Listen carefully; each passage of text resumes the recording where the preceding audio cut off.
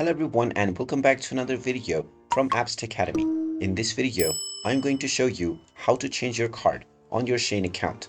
So let's get started right away. First of all, open up the Shein application on your device and then log into your account if you haven't done so already using your email address and your password. Once you are logged in, you will be taken into the shop page from which you can start shopping for various items right away. Now, if you wish to change the card that you have linked with your Shein account, click on the Me option at the bottom right corner. Then click on the gear icon at the top right, which will take you into the settings page. Now, from the settings page, click on My Payment Options and you will see your current credit or debit card that has been added to your account. Click on the plus icon to add a new credit or debit card and you can simply enter your card number within the card number section, followed by the expiration date and the CVV number. You can then click on the confirm button, and after verifying all of your credentials, your new card will be added onto your payment options.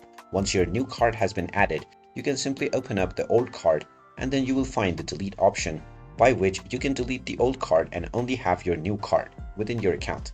And there you have it. That is how easy it is to change your card on your Shein account. If you find this video helpful, make sure you hit that like button and subscribe to our channel if you haven't done so already.